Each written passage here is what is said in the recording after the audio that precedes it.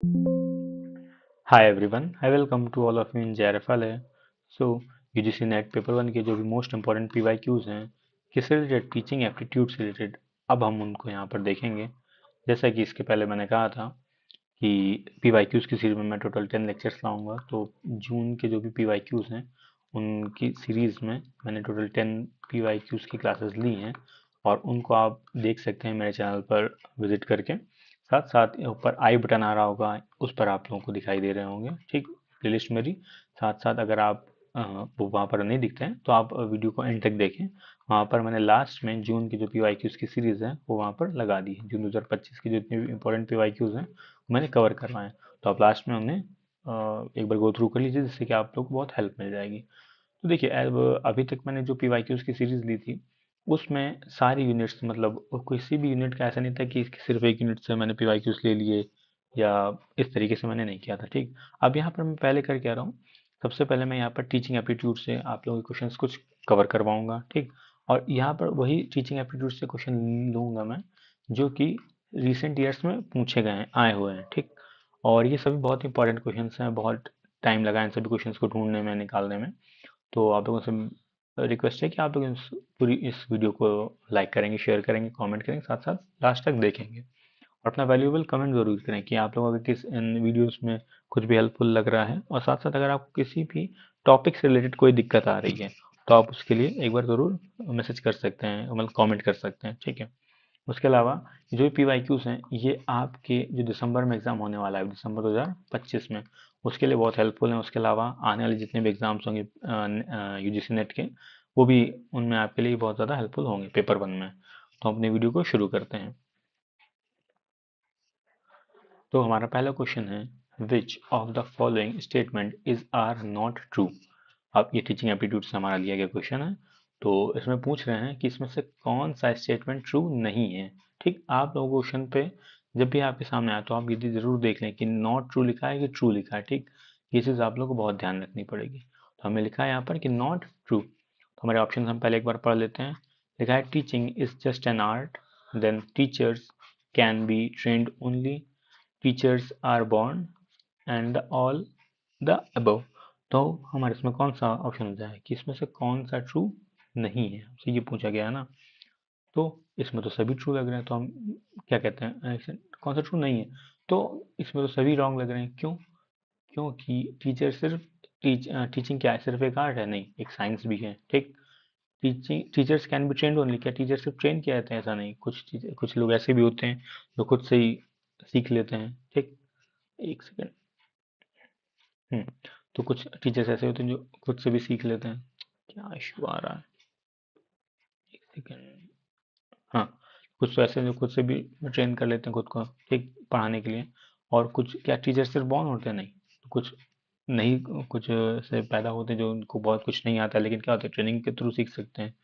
तो यहाँ पर हमारा ऑप्शन क्या हो जाएगा, ऑल ऑफ द अबव। यहाँ पर जितने भी ऑप्शन है वो सभी क्या है, जितने भी स्टेटमेंट्स हैं वो ट्रू नहीं है। तो हमारा जो फोर्थ ऑप्शन है वो एकदम करेक्ट हो जाएगा। अगले क्वेश्चन की तरफ बढ़ते हैं। यहाँ पर है, the most desirable skill of teacher is to. कह रहे हैं जो टीचर है उसकी सबसे मोस्ट डिजायरेबल स्किल क्या होती है? Make the student understand what the teacher says. कह रहे हैं कि जो टीचर है वो स्टूडेंट को अच्छे से समझा पाए कि वो क्या बताना चाह रहा है। Then cover the prescribed course. कह रहे हैं सिर्फ जो कोर्स में दिया गया है सिर्फ उसी को कवर करना।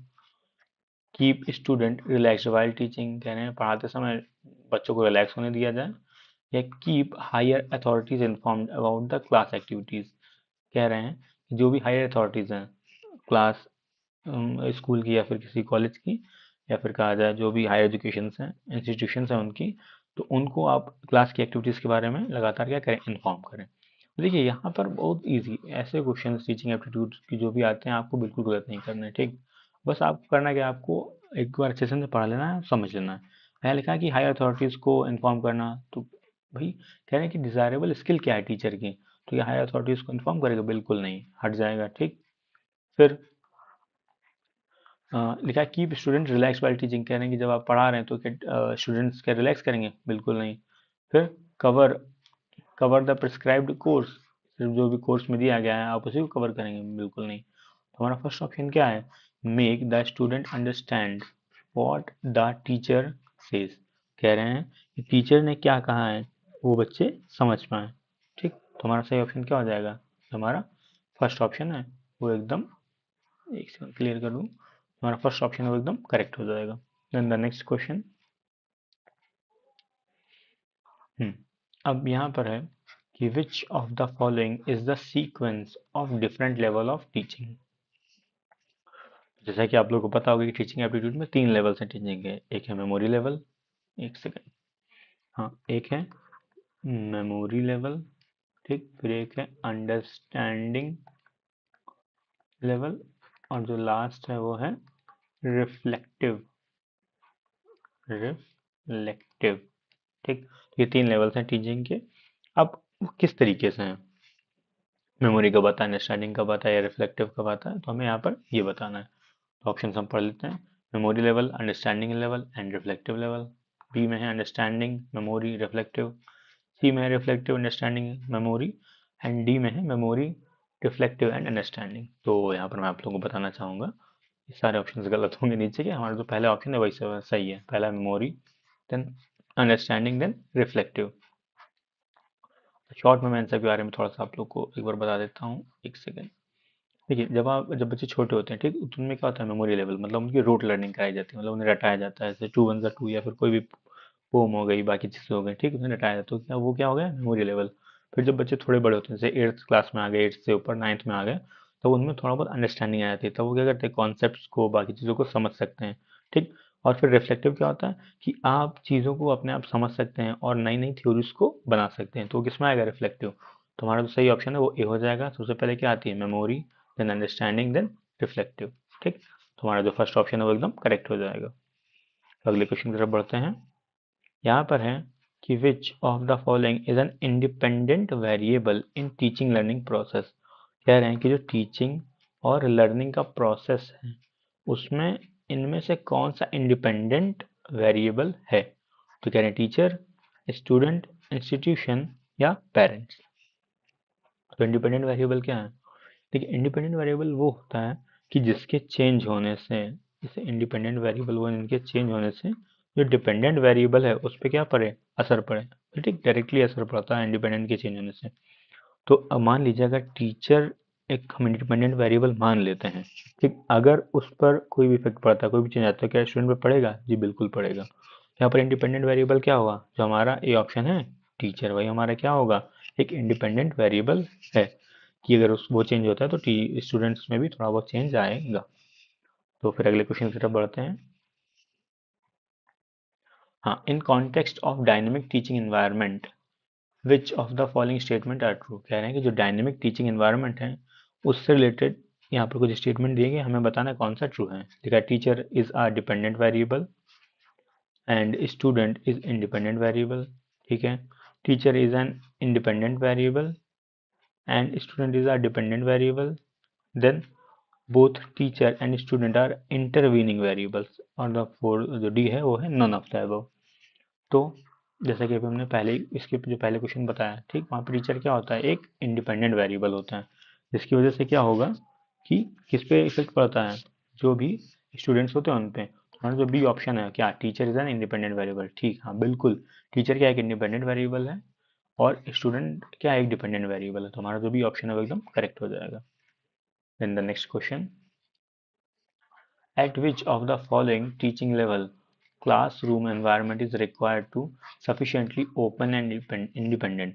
कह रहे हैं किस लेवल ऑफ टीचिंग में जो क्लास का एनवायरनमेंट है वो क्या होना चाहिए, ओपन और इंडिपेंडेंट होना चाहिए। तो किसमें होना चाहिए, रिफ्लेक्टिव में होना चाहिए। मेमोरी में क्या होता है, जो बच्चे रटते हैं, अंडरस्टैंडिंग में थोड़ा बहुत समझ पाते हैं। रिफ्लेक्टिव में क्या होगा, ओपन और इंडिपेंडेंट, मतलब जो टीचर पढ़ा रहा है, एक सेकेंड, जो टीचर पढ़ा रहा है और जो स्टूडेंट पढ़ा रहा है, ठीक, दोनों के बीच में क्या होना चाहिए, एक क्या कहेंगे, दोनों तरफ से कम्युनिकेशन होना चाहिए। ठीक, ऐसे समझ देखिए, ओपन भी है, इंडिपेंडेंट भी है, कि टीचर जो चाहे उससे पूछ सकता है, स्टूडेंट भी उससे पूछ सकता है, बता सकता है।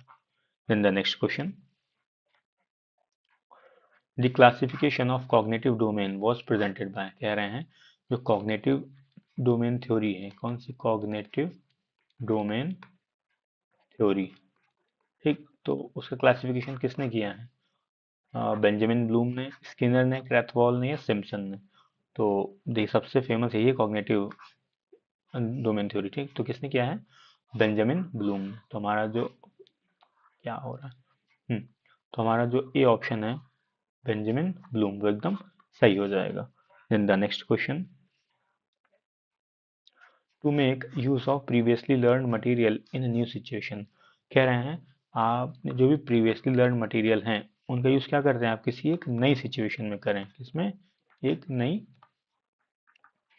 सिचुएशन में। तो अब हमसे क्या कहेंगे? कॉम्प्रिहेंशन, एप्लीकेशन, नॉलेज या एनालिसिस? क्या कहेंगे? एप्लीकेशन कहेंगे। मतलब जो आपकी पिछली नॉलेज है आप उसका यूज किसी एक नई सिचुएशन में करते हैं तो क्या कहलाएगा? एप्लीकेशन। मतलब एक जगह से आपने सीखा और उसको दूसरी जगह क्या कर दिया? अप्लाई कर दिया, तो वही क्या कहलाएगा? एप्लीकेशन कहलाएगा। तो हमारा जो बी ऑप्शन है वो एकदम करेक्ट हो जाएगा। देन द नेक्स्ट क्वेश्चन, अरे अरे फिर से इशू आ गया, एक सेकेंड। इसमें है the highest level of cognitive domain. कह रहे हैं जो कॉग्निटिव डोमेन है, ठीक भाई, जो बेंजामिन ब्लूम ने दी है, ठीक, कॉग्निटिव डोमेन की जो थ्योरी दी है उसमें सबसे हाईएस्ट लेवल पे क्या है?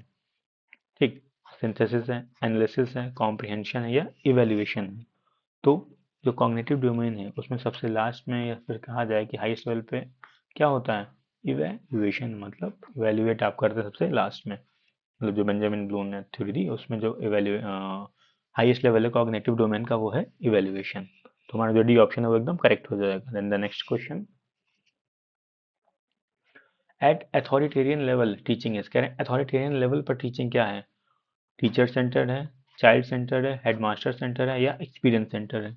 अथॉरिटेरियन लेवल का यहाँ पर मतलब समझिए कि किसी के पास अथॉरिटी है और उसका उपयोग भी कर सकता है और दुरुपयोग भी कर सकता है, ठीक, उसको गलत तरीके से भी यूज कर सकता है। तो जो अथॉरिटेरियन लेवल की टीचिंग होती है वो कैसी होती है? टीचर सेंटर्ड होती है, ठीक। मतलब टीचर ही क्या होगा?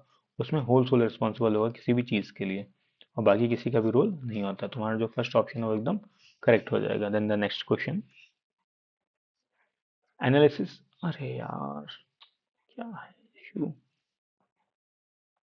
तो अगला क्वेश्चन है कि एनालिसिस मीन्स। कह रहे हैं कि एनालिसिस का मतलब क्या आता है? Ability to break a problem into its constituent part. मतलब किसी भी प्रॉब्लम को किसी कुछ छोटे छोटे पार्ट्स में डिवाइड कर देना, फिर to combine the constituent part, या फिर जो छोटे छोटे पार्ट्स हैं उनको कंबाइन करना। सी है बोथ ए बी, या और डी हमारा नन ऑफ द अबव। तो एनालिसिस का मतलब होता है कि कोई भी समस्या है, ठीक, उसको आप क्या करो? किसी छोटे छोटे पार्ट में प्रॉब्लम को आप क्या कर दो? डिवाइड कर दो, ठीक। तो हमारा जो फर्स्ट ऑप्शन है वो एकदम करेक्ट हो जाएगा। Then the next question, effective teaching includes. कह रहे हैं जो इफेक्टिव टीचिंग है उसमें क्या क्या आता है? कह रहे हैं कि teacher is active but students में और में नॉट बी एक्टिव। देखिए जहाँ पर मैं आया फिर आया मे नॉट, कह रहे हैं टीचर तो एक्टिव रहेंगे लेकिन जो स्टूडेंट है वो एक्टिव नहीं रख सकते इफेक्टिव टीचिंग में। तो क्या ये सही होगा ऑप्शन? बिल्कुल नहीं, कट कर देते हैं। बी देखते हैं, टीचर में बी एक्टिव और inactive but students are active. कह रहे हैं सिर्फ स्टूडेंट एक्टिव रहे, टीचर एक्टिव रहे चाहे इनएक्टिव, ये भी गलत हो जाएगा। फिर सी कह रहा है कि teacher is active and students are active. फिर टीचर भी एक्टिव रहे और स्टूडेंट भी एक्टिव रहे, तो हाँ बिल्कुल सही है। और डी अगर तो बिल्कुल नहीं होगा, ठीक। तो हमारा जो सही ऑप्शन है वो क्या हो जाएगा? हमारा सी, कि टीचर भी एक्टिव रहेंगे और स्टूडेंट्स भी एक्टिव रहेंगे। Then the next question, which of the following statement is not correct. हमसे पूछ रहे हैं कि इसमें से कौन सा ऑप्शन या फिर कौन सा स्टेटमेंट करेक्ट नहीं है। लिखा है a good communicator can not be a good teacher. कह रहे हैं, अच्छा हमें बताना है कि कौन सा करेक्ट नहीं है। कह रहे हैं कि जो गुड कम्युनिकेटर है क्या वो एक अच्छा टीचर नहीं बन सकता है, ठीक। दूसरा पढ़ते हैं, a good communicator has good sense of humour. कह रहे हैं जो गुड कम्युनिकेटर है क्या उसका सेंस ऑफ ह्यूमर अच्छा होगा, ठीक है। अगला पढ़ते हैं, a good communicator has wide reading knowledge. कह रहे हैं कि जो गुड कम्युनिकेटर होगा उसकी जो रीडिंग नॉलेज है क्या ज़्यादा होगी, ठीक है। फिर a good communicator has command over language, ठीक। अब यहाँ पर देखिए जो भी क्या कहते हैं स्टेटमेंट क्या होगा, थोड़ा सा भी हमको निगेटिव लगेगा हम उसे हटा देंगे। और लास्ट इस वाले में क्या लिखा है? गुड कम्युनिकेटर जो होता है वो बहुत सारी लैंग्वेजेस पे कमांड होती है, बिल्कुल होती है, ठीक। गुड कम्युनिकेटर के पास वाइड रीडिंग नॉलेज होती है, बिल्कुल। गुड कम्युनिकेटर के पास गुड सेंस ऑफ ह्यूमर होता है, हाँ बिल्कुल होता है। ठीक, ये देखिए गुड सेंस ऑफ ह्यूमर होता है, ठीक। लेकिन good communicator can not be a good teacher, कह रहे हैं कि जो गुड कम्युनिकेटर है क्या वो अच्छा टीचर नहीं हो सकता? तो ऐसा तो कुछ भी नहीं है। तो हमारा जो फर्स्ट ऑप्शन है वो एकदम करेक्ट हो जाएगा, क्योंकि हमें यहाँ पे क्या पूछा था, कौन सा स्टेटमेंट ट्रू नहीं है या फिर करेक्ट नहीं है। तो अपने अगले क्वेश्चन की तरफ बढ़ते हैं। A teacher will become an effective communicator if, कह रहे हैं कि जो टीचर है वो तभी एक इफेक्टिव कम्युनिकेटर बन सकता है कब? He uses instructional facilities, कह रहे हैं कि जो भी इंस्ट्रक्शनल फैसिलिटीज दी जाएंगी सिर्फ उन्हें ही मान लेना। Then he helps student get meaning out of what he teaches, और जो टीचर है वो सिर्फ बच्चों को मदद कर दे कि जो भी चीज़ उसने पढ़ाई है उसकी मीनिंग जानने में। He ask a question in between teaching, जो टीचर है वो बच्चों से क्या करे, क्वेश्चन पूछे टीचिंग के दौरान। और he help student get correct answer to the questions on the topic, और जो टीचर है वो सिर्फ हेल्प कर दे बच्चों की उनके करेक्ट आंसर बताने में। तो हमारा देखिए आप समझिए कि इफेक्टिव कम्युनिकेटर बोल रहा है कि किसी भी टीचर को इफेक्टिव कम्युनिकेटर बनने के लिए क्या चाहिए, कैसे बन सकता है? तो हमारा जो बी ऑप्शन है क्या, he help student get meaning out of what he teachers, मतलब जो भी उन्होंने पढ़ाया है उसका मतलब सही से उन लोगों को बता पाना, ये हमारा ऑप्शन करेक्ट हो जाएगा। Then teaching in higher education employs, कह रहे हैं जो टीचिंग है तो हायर एजुकेशन में कैसे अप्लाई करती है, ठीक है। पहला है presenting the information given in the text book, कह रहे हैं जो भी इंफॉर्मेशन टेक्स्ट बुक में दी गई है बस उसको वैसे का तैसा पढ़ देना। Asking question in the class and conducting examination, class में क्वेश्चंस पूछना और एग्जाम कंडक्ट कराना। Helping student prepare for the pass for and pass the examination, बच्चों की मदद करना जिससे कि वो प्रिपेयर कर सकें और एग्जाम को पास कर पाएं सिर्फ। And helping students to learn, और बच्चों की मदद करना कि वो किसी भी चीज़ को लर्न कर सकें।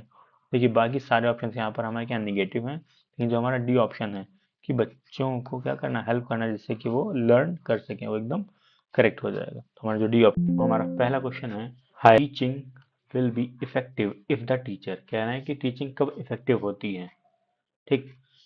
तब टीचर कैसा होना चाहिए, कह रहे हैं कि is the master of the subject, जो टीचर है वो उस सब्जेक्ट का मास्टर हो। Has much experience in teaching the subject, और उस टीचर के पास क्या हो, ज़्यादा एक्सपीरियंस हो जिस सब्जेक्ट को वो पढ़ा रहा है। तीसरा है starts from what students know already, और उस टीचर को वहाँ से स्टार्ट करना चाहिए जहाँ से उन बच्चों को आता हो। या फिर लास्ट है कि यूजेस मैनी इंस्ट्रक्शनल फैसिलिटीज़, या फिर बहुत सारी इंस्ट्रक्शनल फैसिलिटीज़ से उससे स्टार्ट करना चाहिए। तो ठीक है, अब टीचिंग कब इफेक्टिव होगी, एक सेकेंड। टीचिंग कब इफेक्टिव होती है, जब क्या हो कि जो भी टीचर है वो सब्जेक्ट का क्या होना चाहिए, मास्टर होना चाहिए। या फिर हैज़ मच एक्सपीरियंस, उसके पास एक्सपीरियंस होना चाहिए। या फिर कहा जाए कि स्टूडेंट से वो पूछे कि उन्हें क्या आता है, या फिर बहुत सारे इंस्ट्रक्शनल फैसिलिटीज उनको बताएं। तो इनमें से क्या होगा, तो देखिए इसमें से होगा हमारा start from what students know already, मतलब उन स्टूडेंट्स को पहले से क्या आता है। तो टीचर क्या करें कि बच्चों से पूछे कि आप लोग इस टॉपिक पे या किसी भी चीज़ पर इसमें से पहले से आप लोग क्या आता है, ठीक। तो उससे क्या होगा कि टीचर को पता चल पाए कि जो भी बच्चे हैं या फिर जो भी स्टूडेंट्स हैं उन पर वो किस तरीके से कॉन्सेप्ट को समझ पाए हैं या किस तरीके से समझ रहे हैं, ठीक है। उससे बहुत ज़्यादा हेल्प रहती है। टीचर भी समझ पाएगा कि किस तरीके से उसको आगे फर्दर बच्चों को बताना है, आगे प्रोसीड करना है, और किस तरीके से उन्हें कितना मालूम है कितना नहीं मालूम है। तो कहाँ से स्टार्ट करना चाहिए, सॉरी एक सेकेंड, हाँ, start from what students know already, तो कहाँ से स्टार्ट करना चाहिए, जहाँ से स्टूडेंट्स को कुछ ना कुछ आता हो। तो हमारा जो पहला क्वेश्चन उसका जो थर्ड ऑप्शन है मतलब सी ऑप्शन है वो एकदम सही हो जाएगा। तो अगले क्वेश्चन की तरफ बढ़ते हैं। फिर यहाँ पे है a college teacher will really help the students when she, कह रहे कोई भी कॉलेज टीचर आपको हेल्प करता है जब स्टूडेंट्स कैसे हों। Dictate notes in the class, कह रहे हैं कि जो भी नोट्स हैं उन क्लास में बोल दें।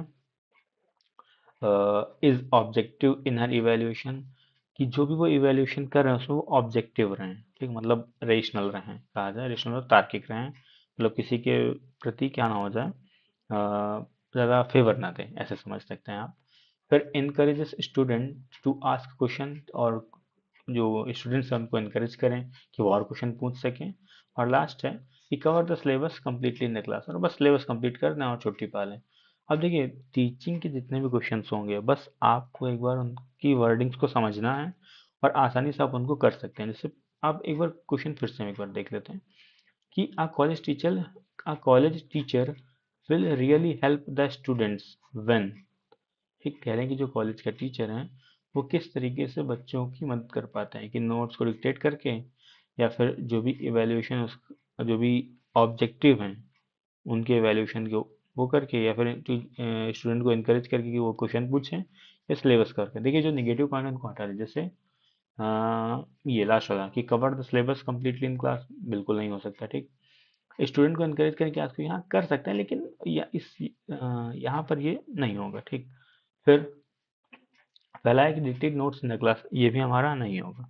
और सही कौन सा होगा कि is objective in her evaluation, मतलब जो टीचर हैं वो स्टूडेंट की तभी अच्छे से हेल्प कर पाएगा कि अगर जो स्टूडेंट है, ठीक, अगर उसने एग्जाम दिया, ठीक, मान लिया एग्जाम दिया, अब टीचर ने चेक किया, उसका असेसमेंट किया, उसकी एग्जाम शीट को इवेलुएट किया, ठीक, उस इवेल्युएशन के आधार पे जो टीचर है वो सजेस्ट करेगा स्टूडेंट्स को कि तुम्हें थोड़ा सा यहाँ पर ध्यान देना चाहिए कि इस यूनिट पर ध्यान दे सकते हो या फिर आप इस सब्जेक्ट में वीक हो।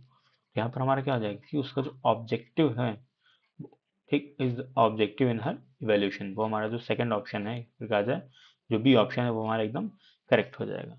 फिर अगले क्वेश्चन की तरफ बढ़ते हैं। फिर हमारा थर्ड क्वेश्चन है कि which is the most desirable outcome of teaching in higher education. कह रहे हैं कि टीचिंग का हायर एजुकेशन में क्या कौन सा डिजायरेबल आउटकम है। तो हम ऑप्शन देख लेते हैं कि इंक्रीज इन स्टूडेंट अचीवमेंट, कि जो स्टूडेंट्स की अचीवमेंट है वो इंक्रीज हो। Increase in the level of independent thinking of student, कह रहे हैं कि जो इंडिपेंडेंट थिंकिंग है स्टूडेंट्स की, इंडिविजुअल थिंकिंग है वो इंक्रीज हो। हायर परसेंटेज ऑफ रिजल्ट, जो बच्चे हैं उनकी परसेंटेज ज़्यादा है। या फिर increase the number of student who opt for the subject, या फिर कहा जाए कि जो जिन बच्चों ने सब्जेक्ट चुना है उनका नंबर क्या हो जाए, इंक्रीज हो जाए। तो हमसे देखिए पूछ रहे हैं कि desirable outcome of teaching higher education में जो डिजायरेबल आउटकम है वो क्या होगा। तो देखिए जितने भी निगेटिव पॉइंट होंगे हम उनको हटा देंगे। ठीक, अब यहाँ पर आप आसानी से समझ सकते हैं। ठीक, अब यहाँ पे जो सेकंड ऑप्शन की increase in the level of independent thinking of student, मतलब जो भी बच्चे हैं उनको प्रमोट करना, उनकी जो इंडिपेंडेंट थिंकिंग है उसको इंक्रीज करना, हमारा जो सही ऑप्शन है वही हो जाएगा। ठीक, तो हमारा जो सेकंड ऑप्शन है वो एकदम करेक्ट हो जाएगा।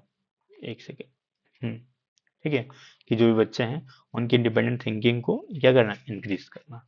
चलिए अगले क्वेश्चन की तरफ बढ़ते हैं। कह रहे हैं कि good teaching is best reflected by, कह रहे हैं कि जो अच्छी टीचिंग है वो किस तरीके से दिखाई पड़ती है, कैसे रिफ्लेक्ट होती है।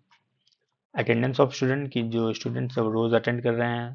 ठीक, नंबर ऑफ डिस्टिंक्शन, कि कितने बच्चों के जो मार्क्स है वो डिस्टिंक्शन में है। ठीक है, meaningful question asked by student, अब जो भी क्वेश्चंस पूछे गए हैं स्टूडेंट के द्वारा, ठीक, अब ऐसा नहीं कि जितने बच्चे पूछ रहे हैं कि वो मीनिंगफुली पूछेंगे, कुछ नए आलतू फालतू क्वेश्चन पूछ लेते हैं, कुछ के अच्छे क्वेश्चन पूछते हैं। ठीक है, तो कह रहे हैं कि जो भी बच्चे पूछ रहे हैं क्या वो मीनिंगफुल क्वेश्चंस हैं।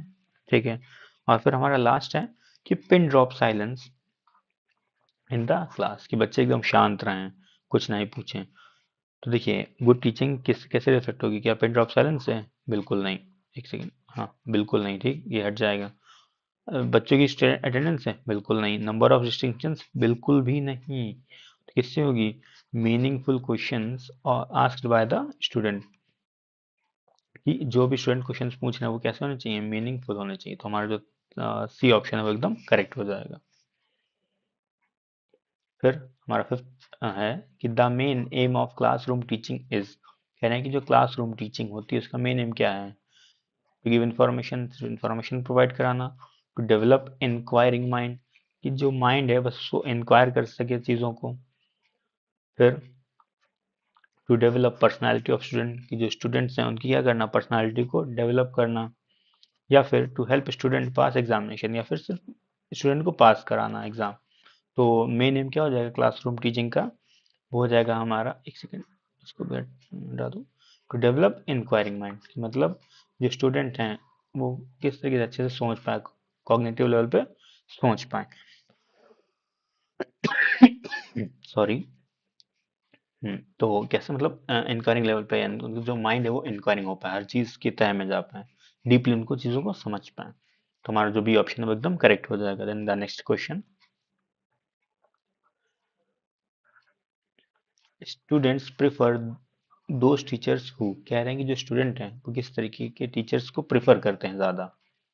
तो इसमें है dictate notes in the class, जो सिर्फ नोट्स को डिक्टेट करें, give important question before examination, जो एग्जामिनेशन के पहले इम्पोर्टेंट क्वेश्चंस को टिक लगवा दें, can clear their difficulties regarding subject matter, कि अगर किसी बच्चे को उस सब्जेक्ट में कोई भी दिक्कत आ रही है तो उन डिफिकल्टीज को वो टीचर क्या करे, क्लियर कर दें।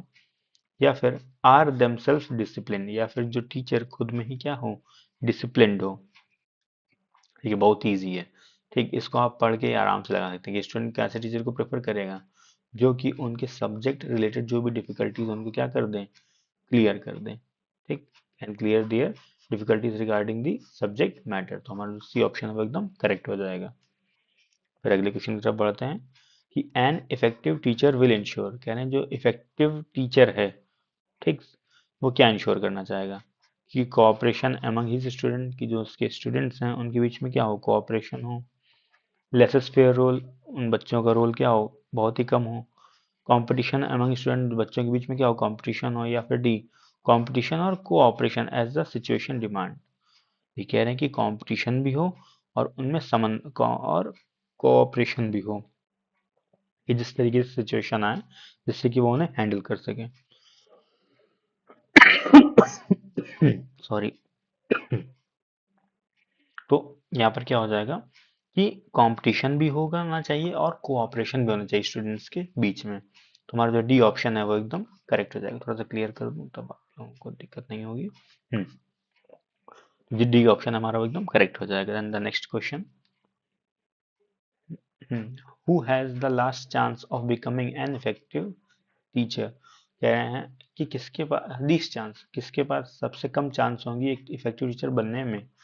One who is strict disciplinarian, जो बहुत ही ज्यादा स्ट्रिक्ट होगा डिसिप्लिन में।